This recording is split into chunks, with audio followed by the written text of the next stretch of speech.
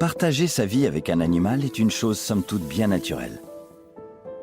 La présence à nos côtés d'un compagnon à poil ou à plumes est souvent source de réconfort. Mais cette envie peut virer à la pathologie. Certains individus se laissent entraîner en territoire dangereux lorsqu'ils accueillent chez eux des bêtes dont la place est clairement dans la nature. Les reptiles sont des créatures venues du fond des âges. Prédateurs redoutables, venimeux et rapides comme l'éclair, ils fascinent. Quel dangereux mélange d'obsession, de solitude et de désir pousse certains à franchir la ligne jaune jusqu'à vivre avec des animaux potentiellement mortels.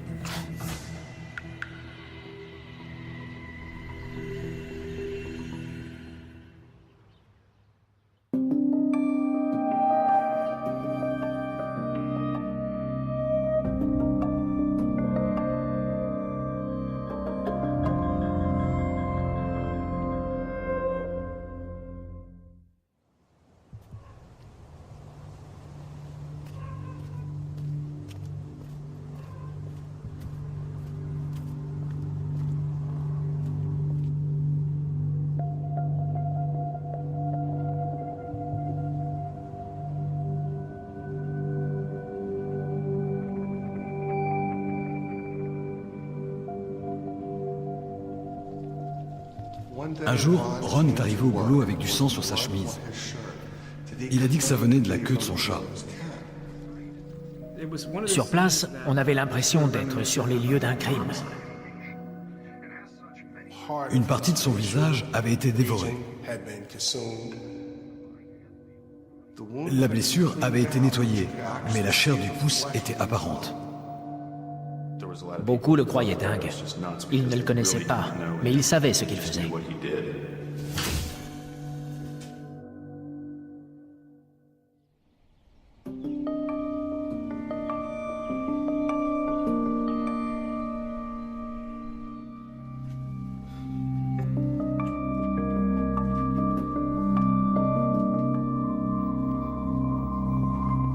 Ron Huff avait 42 ans.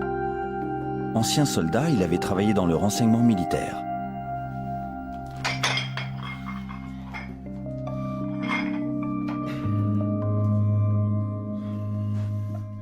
Il était très en forme pour son âge.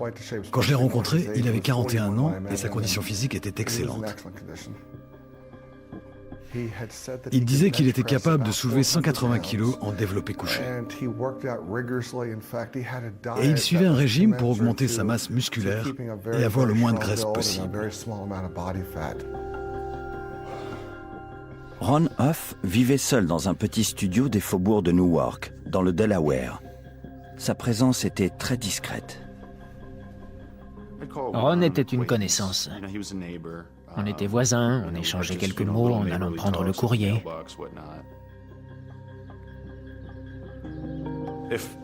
Quand il était dérangé par quelqu'un qui mettait la musique trop fort dans son appartement, il allait au sous-sol.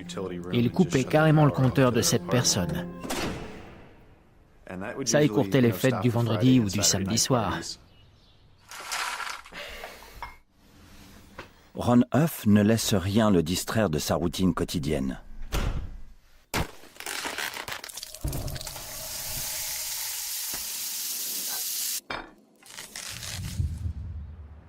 Il partage son temps entre son domicile et son travail, une concession automobile du centre de Newark. Il avait l'air de vivre une vie sympa, très détendue. Il n'était pas conformiste. C'était quelqu'un qui vivait selon ses désirs. Il était souriant, blagueur et amical. Mais ce n'était pas le genre à engager la conversation. C'était plutôt quelqu'un qui restait en retrait. Alors, ça va ? Et tes petits copains, ils vont bien ? Ron Huff était un être secret. Jeff Wildonger, son voisin, est l'un des rares à avoir compris qu'il ne s'intéressait pas aux hommes, mais aux animaux.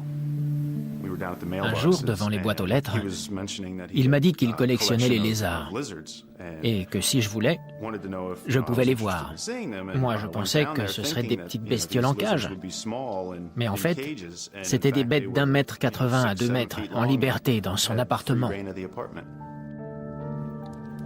Ron Huff a transformé son petit appartement en immense terrarium. Pour satisfaire ses protégés, il maintient la température à 27 degrés.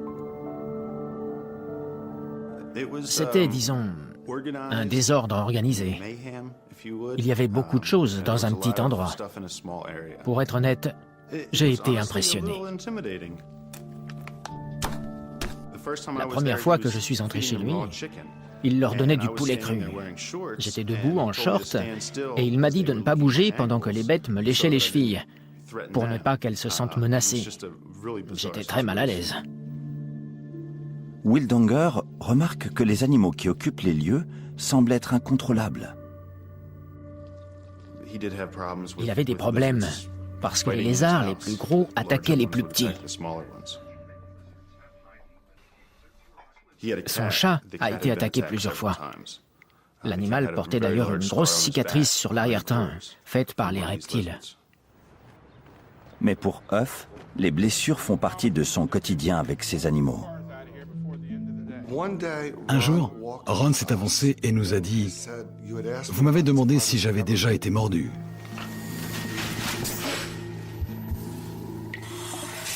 Il avait une cicatrice qui formait une encoche dans sa peau. Quelle horreur!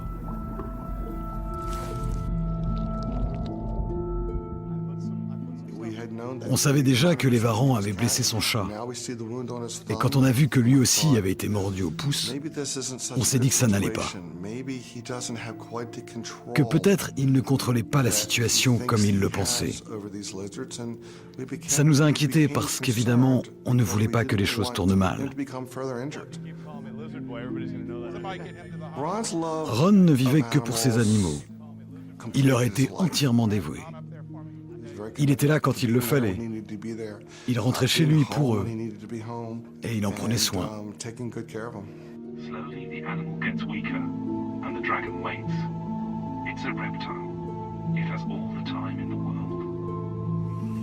Ron Huff a fait des choix de vie très clairs.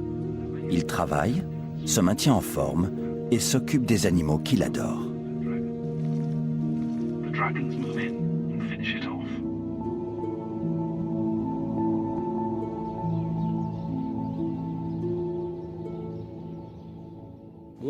Un matin, Ron ne s'est pas présenté au travail à 9h. À 9h20, toujours aucun coup de fil.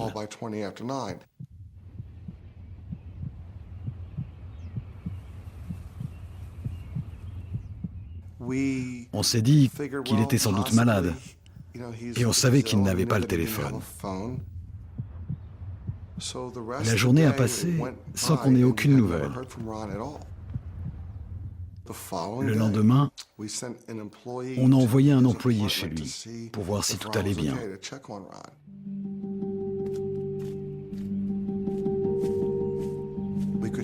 La télé était allumée,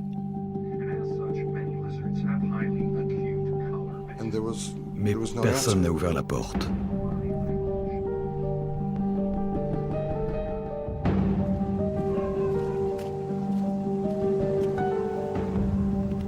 Une nouvelle journée se passe, toujours aucun signe de Ron Huff.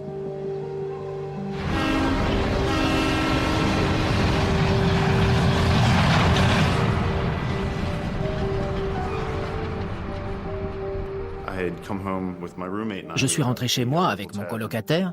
On revenait du bar du coin. Dans la salle de bain, on a senti une odeur inhabituelle. Dans cet immeuble, les conduites passent toutes par le mur central et l'odeur de l'appartement de Ron remontait par là. Au départ, j'ai cru à une fuite dans une conduite d'égout. Mais le lendemain matin, je sais d'où venait cette puanteur.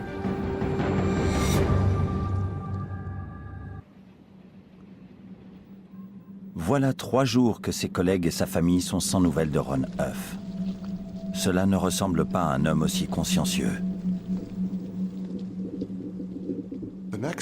Le lendemain, sa famille a téléphoné parce que Ron ne s'était pas manifesté. Alors on a appelé la police.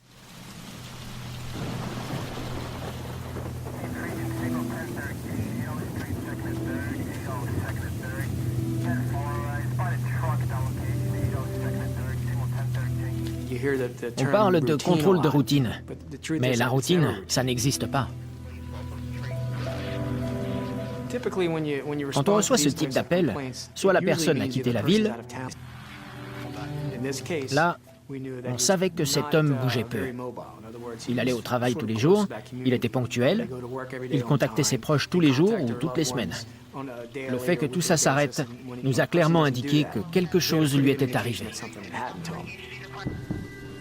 Monsieur Hoff, c'est la police.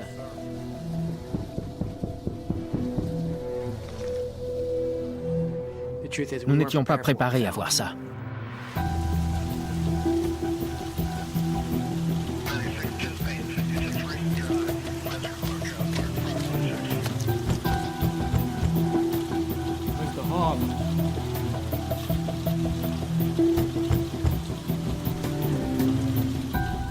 Quand je me suis réveillé ce matin-là, j'ai entendu des coups contre le mur ou la porte. J'ai passé la tête dehors et j'ai vu un attroupement devant chez lui.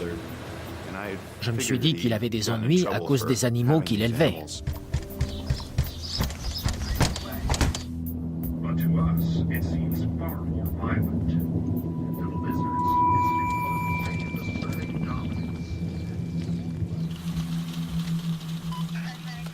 Quand les policiers ont jeté un œil,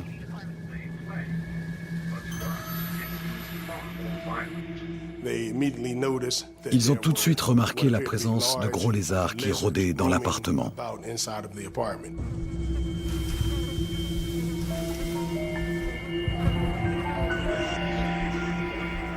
Ce que remarquent d'abord les agents de police, ce sont les varans de Ron Huff. Puis ce que les animaux sont en train de dévorer.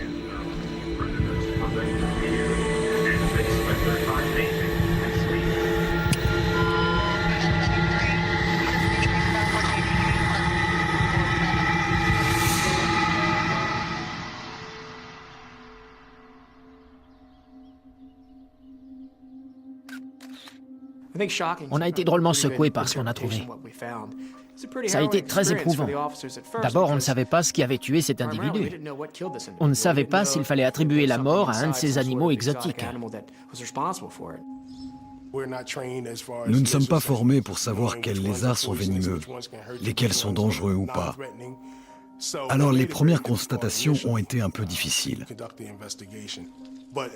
Mais quand on a pu examiner le corps de la victime de plus près, quand les techniciens de scène de crime ont pris des photos, on a vu qu'une partie de son visage avait été dévorée.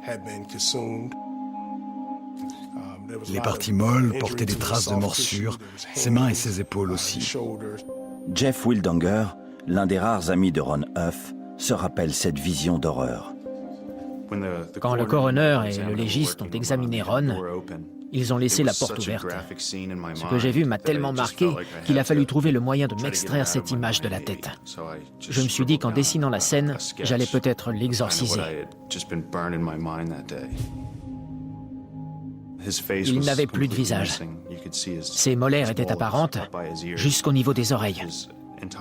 Le haut du torse était noir de sang séché. Ses viscères jonchaient le sol.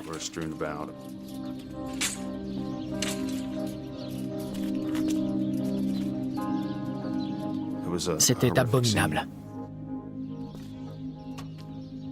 Du fait de la décomposition du corps et de ses nombreuses blessures, nous n'avons pas pu voir à quoi il ressemblait. Lorsque j'ai reçu une photographie de lui, j'ai réalisé que cet homme fréquentait la même salle de sport que moi. Même si ce n'était pas un de mes amis, je le connaissais et sa mort m'a affecté. L'enquête révèle peu à peu la véritable personnalité de Ron Huff. En fouillant son appartement, les policiers découvrent les indices d'un mode de vie peu conventionnel. Ces photos de famille dressent le portrait d'un homme qui a grandi entouré d'animaux et qui les adorait. Une passion qui un jour a tourné à l'obsession.